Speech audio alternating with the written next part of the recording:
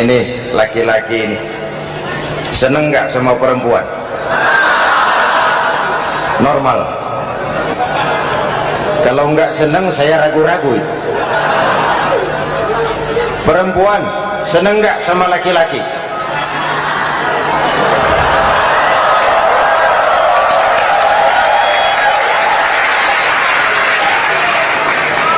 Ini fitrah. Laki-laki suka perempuan, perempuan suka laki-laki. Quran memahami itu. Hai laki-laki, kau senang dengan perempuan. Hai perempuan, kau suka dengan laki-laki. Oke, lewat sini, lewat pintu yang disebut nikah. Kalau kitab suci melarang nikah, itu bertentangan dengan fitrah manusia. Maka dalam Quran, mulai dari umat sampai ulama dan segala profesi dianjurkan nikah. Kalau kiai tidak boleh nikah, saya pilih mengundurkan diri, Pak.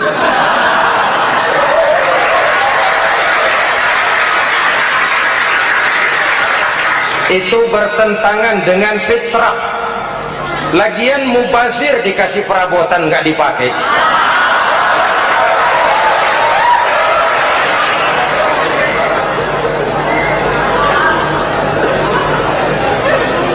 Fitrah.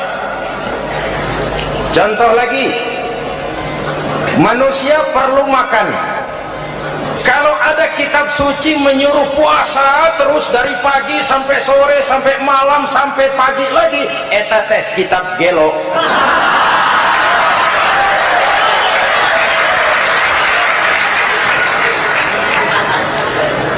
Quran sesuai dengan fitrah. Puasa mulai dari imsak sampai datang waktu maghrib. Puasa ngebleng dari pagi sampai sore sampai malam merusak kesehatan. Malam berpuasa boleh bergaul dengan istri. Kenapa? Fitrah. Kalau siang tidak boleh, malam tidak boleh, sebulan penuh panas kepala.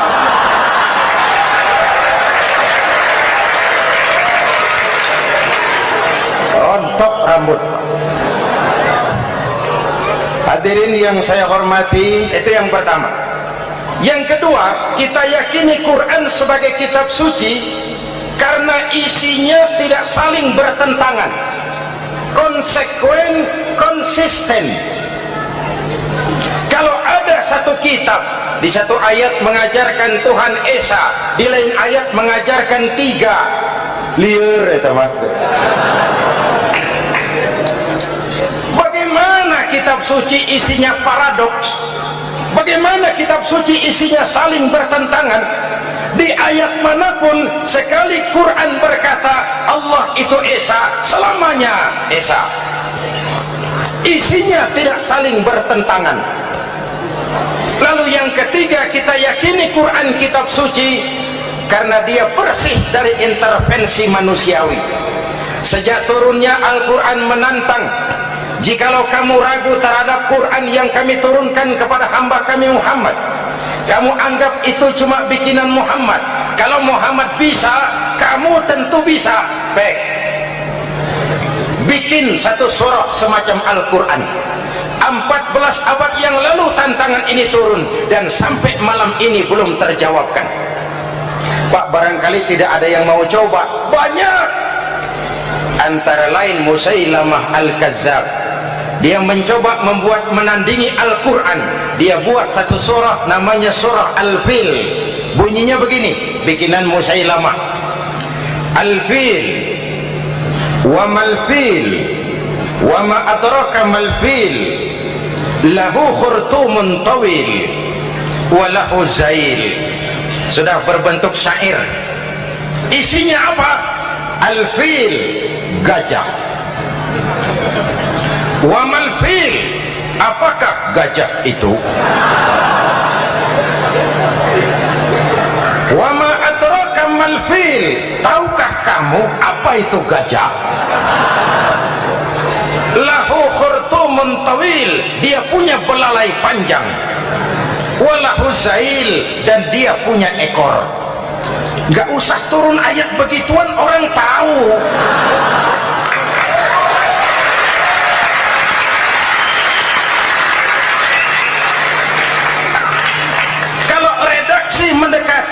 maka isi jauh panggang dari api. Kitab suci bersih dari campur tangan manusiawi. Maka Al-Quran, ke bahasa apapun dia diterjemahkan, naskah aslinya tetap ikut. Dia boleh diterjemahkan ke bahasa Sunda, bahasa Jawa, bahasa Padang, bahasa Inggris, bahasa Jerman, bahasa Belanda, naskah aslinya tetap ada. Kenapa? Bahasa ke bahasa perbedaannya sering frontal. Kalau dari gelas menjadi gelas, eta mah caket. Dari lem menjadi lampu, itu masih serumpun. Tapi copot Sunda dengan copot Jawa itu jauh bedanya. Atos Sunda dengan atos Jawa itu jauh. Ulama Sunda sama ulama Jawa nggak pernah akur kalimat atos ini.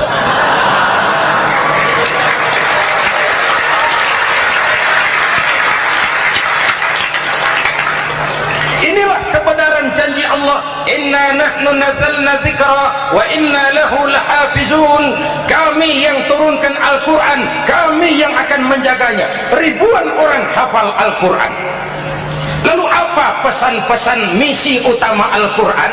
Pertama, menegakkan tauhid. Ini yang lebih dahulu, membentuk kualitas sumber daya manusia dengan menanamkan nilai-nilai keimanan, membebaskan dari ketergantungan kepada benda. Ya ayyuhan nasu ubudu rabbakumul ladzi khalaqakum. Hai manusia, Tuhanmu yang perlu kau sembah hanyalah Tuhan yang telah menciptakan kamu. Jangan menyembah Tuhan yang tidak pernah menciptakan kamu. Mengapa kau menyembah harta padahal dirimu lebih berharga dari harta? Kenapa kau menyembah pangkat dan jabatan padahal dirimu lebih berharga dari pangkat dan jabatan?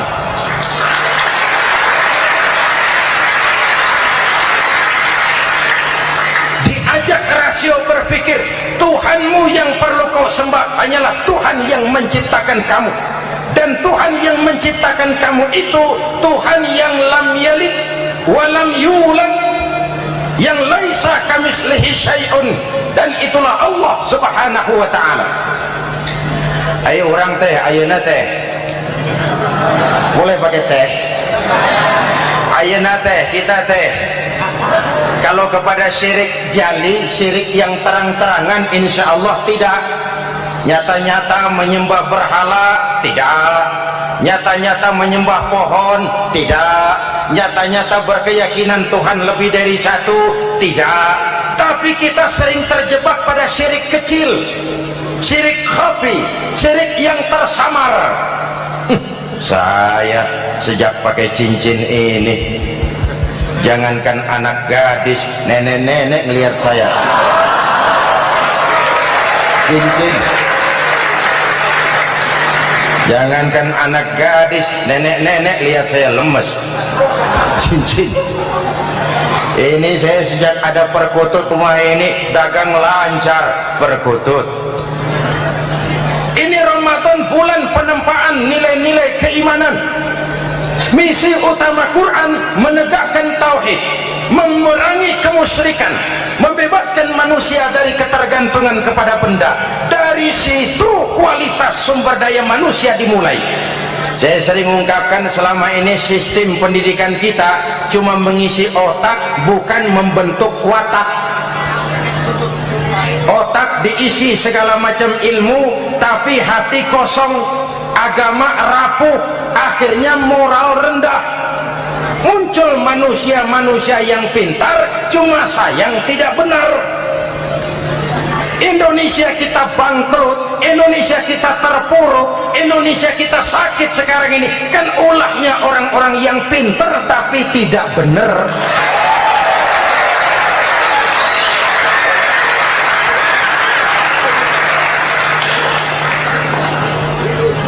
Dan kalau saya bicara kayak begini, ini bukan pidato politik, ini nurani politik naon kadut.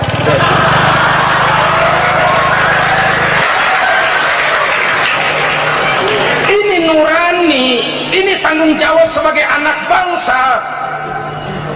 Ibu bapak, saudara-saudara hadirin yang saya hormati, Rasul kalau masuk sepertiga yang akhir, sing-singan baju, hamparkan sajadah, lebih banyak di masjid daripada di rumah. Itu Rasul. Maka sepertiga yang akhir masjid makin ramai. Lihat Masjidil Haram. Lain dengan kita. Sepertiga yang akhir masjid mulai mengalami kemajuan, safnya makin maju.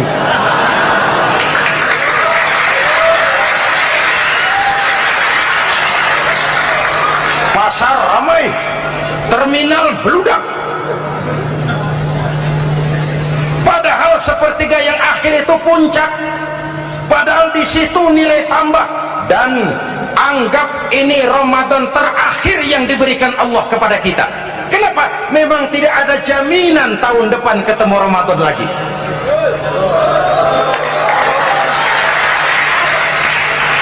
Anggap ini Ramadan terakhir yang diberikan Allah kepada kita. Tidak ada jaminan tahun depan Ramadan akan ketemu lagi. Tidak ada jaminan. Manfaatkan peluang pemutihan. Semua kita melakukan introspeksi. Tidak tahu kita Ramadan tahun depan nanti masih ketemu apa tidak. Sebagaimana kita tidak tahu kita masih hidup atau tidak. Hadirin yang saya hormati, misi kedua Al-Quran, persaudaraan, kebersamaan atas dasar keadilan dan kebenaran. Manusia bersuku-suku, ya. Manusia berbangsa-bangsa, memang itu diakui oleh Al-Quran. Min dzakari wa untha wa ja'alnakum syu'uban wa qabaila. Kami ciptakan kamu dari laki-laki dan perempuan. Kami jadikan kamu bersuku-suku dan berbangsa-bangsa. Apa tujuannya? Agar kamu saling mengenal satu dengan yang lain.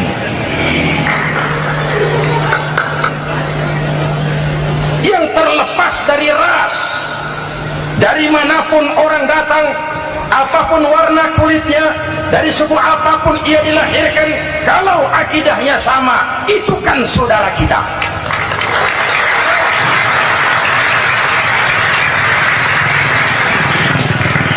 Seperti di masjid, kita tidak peduli dari mana kita datang. Yang datang dari kidul, madhab ngulon mang. Yang datang dari sebelah lor, madhab ngulon mang. Yang datang dari sebelah wetan, madhab kulon mang. Yang datang dari kulon,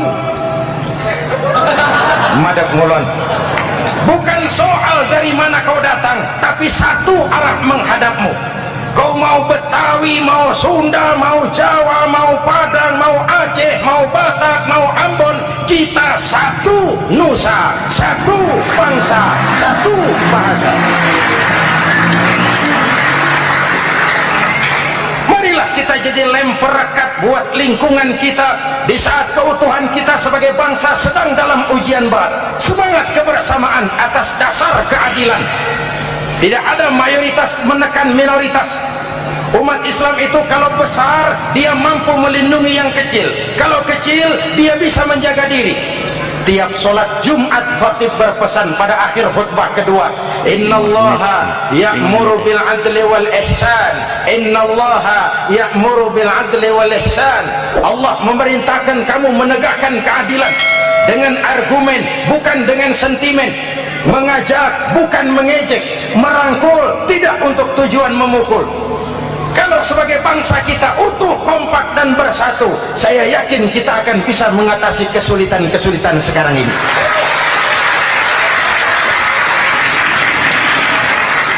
Dan kita prihatin kadang-kadang tawuran antar desa, antar RT, antar RW, antar kecamatan, sampai antar elit di atas.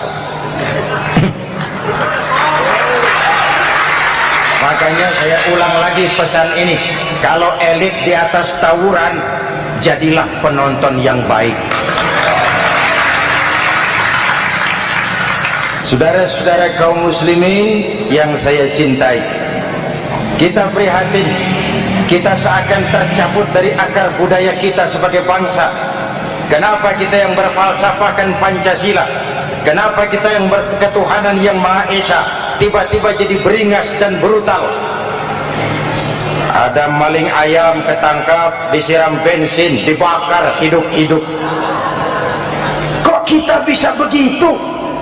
Street justice, pengadilan jalanan mulai tegak. Iyalah kita tidak puas dengan kerja aparat kita, tapi jangan main hakim sendiri. Ini negara, bukan hutan.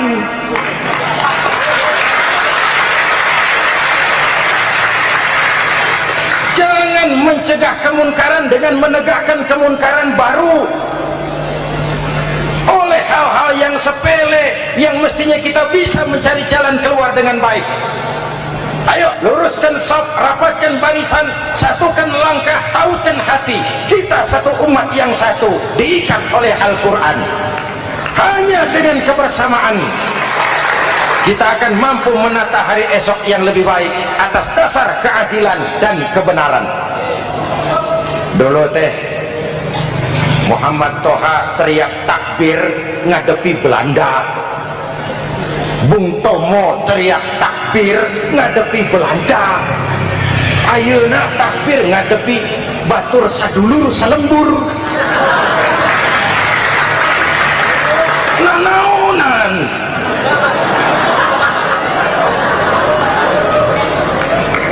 Bung Tomo teriak takbir, Muhammad Toha teriak takbir, yang dihadapi jelas penjajah Belanda. Kita ngadepi saudara sendiri, Allahu Akbar, yang sana teriak Allahu Akbar, setan tepuk tangan di tengah. Yuk kita rukun, yuk kita kompak, yuk kita bersatu, yuk kita pulang, yuk.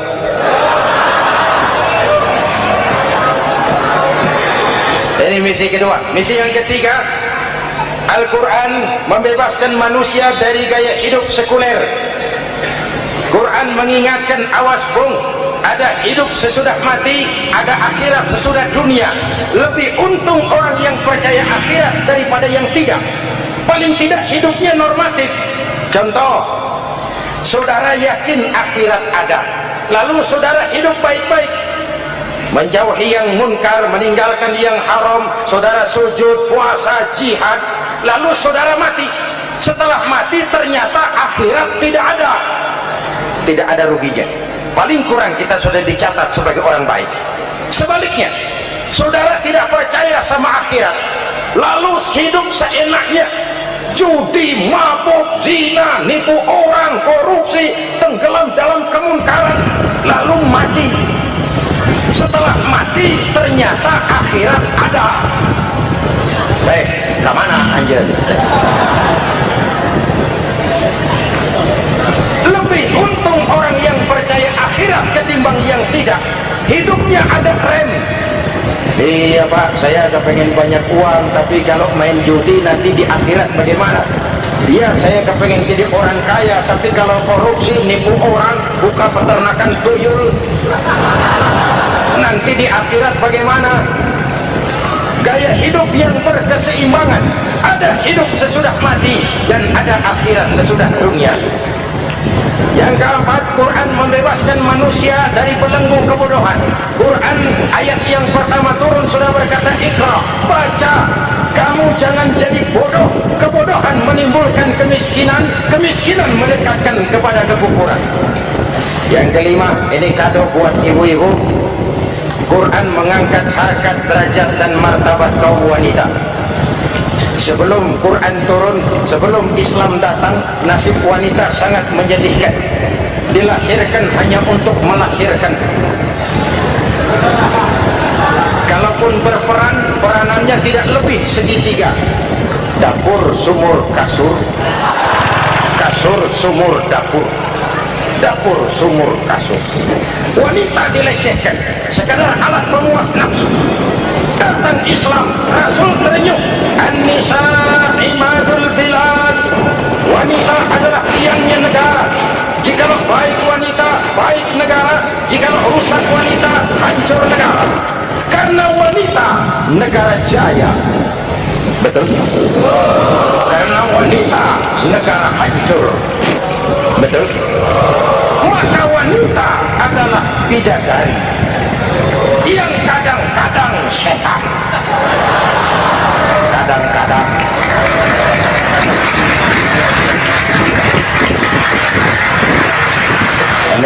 hadir di sini bidadari semua. Ibu bapak, saudara-saudara hadirin yang saya hormati, lalu bagaimana sikap kita terhadap Al-Quran? Quran sendiri menjelaskan, "Tsumma awrasnal kitaba alladzina istafaina min ibadina."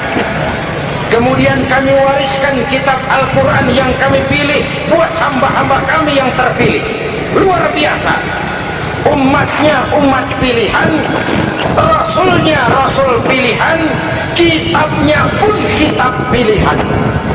Kami wariskan Al-Quran kepada hamba-hamba kami yang kami pilih. Bagaimana sikap mereka setelah menerima Al-Quran? Terbagi tiga. Pertama, faminhum zalimun li nafsihi. Di antara mereka ada yang setelah menerima Al-Quran lalu zalim kepada dirinya sendiri. Diterimanya Al-Quran dengan lidahnya, tapi ditolak dengan perbuatannya. Mulutnya menjunjung Al-Quran, perbuatannya menginjak Al-Quran. Quran bilang ke barat, dia pergi ke timur. Quran bilang ke selatan, dia berangkat ke utara. Quran bilang haram, dia terjang. Quran bilang halal, dia tidak mau. Orang seperti itu tidak zalim kepada Allah, tapi zalim kepada dirinya sendiri. Apa kalau kita tidak sholat, Allah rugi? Apa kalau kita tidak bayar zakat, Tuhan bangkrut? Apa kalau sedunia tidak ada yang sujud, Tuhan berhenti jadi Tuhan? Kita mau lakon apa, Allah tetap Allah. Kau mau jadi orang baik-baik, mau jadi bajingan paling tengik, mau jadi orang soleh, mau jadi orang salah, Allah tetap Allah. Kita hanya zalim kepada diri kita sendiri. Ini kelompok pertama, menerima Quran dengan ucapannya tapi menolak dalam perbuatannya. Mudah-mudahan kita yang termasuk golongan ini, amin. Yang kedua, wa minhum muqtasid. Di antara mereka ada yang menerima Quran 50-50, separuh-separuh. Yang enak dilaksanakan, yang berat ditinggal. Padahal pada sisi lain Quran mengajarkan masuklah ke dalam Islam secara total, kapal, jangan separuh-separuh. Ini watak munafik. Kalau dilihat Islam menguntungkan, rame-rame teriak Islam. Ketika diminta berjihad, diminta berkorban, diminta zakat, rame-rame mengundurkan diri. Saya bangkrut pak, saya miskin pak, saya pailit pak. Mental itu dalam awal-awal Baqarah dijelaskan, kullama adha'a lahum masyaw fi wa idza adlama 'alaihim qamu. Kalau terang mereka berangkat, kalau gelap mereka mandek. Itu ciri orang munafik beragama. Kalau Islam menguntungkan, rame-rame teriak Islam. Ketika diminta berjihad, berkorban, berjuang, rame-rame mengundurkan diri. Muqtasid.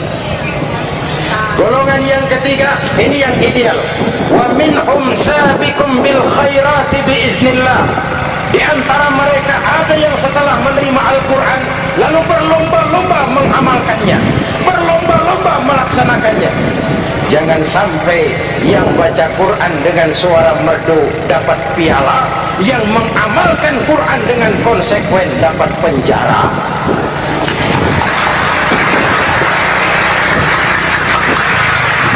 Itu ironi, itu menyedihkan, itu memilukan, dan itu memalukan. Pilihan terserah kita. Satu hadis Rasulullah mengajarkan begini, man ja'ala al-Qur'ana amamahu qadahu ilal jannah, wa man ja'ala al-Qur'ana khalfahu saqahu ilal nar. Siapa yang meletakkan Quran di depannya, dijadikannya Quran sebagai imam, Quran akan membimbing dia ke surga, surga dunia, lebih-lebih surga akhirat. Sebaliknya, siapa yang meletakkan Quran di belakang, dibelakanginya ajaran Quran, Quran akan mendorong dia ke neraka, neraka dunia, lebih-lebih neraka akhirat. Quran imam apa makmum? Kita makmum apa imam? Makmum ikut imam apa imam ikut makmum? Makmum ikut imam. Jikalau Quran adalah imam, jikalau kita adalah makmum. Ke barat kata Quran, ke barat kita berangkat. Ke timur kata Quran, ke timur kita menuju. Halal kata Quran, itu yang kita ambil.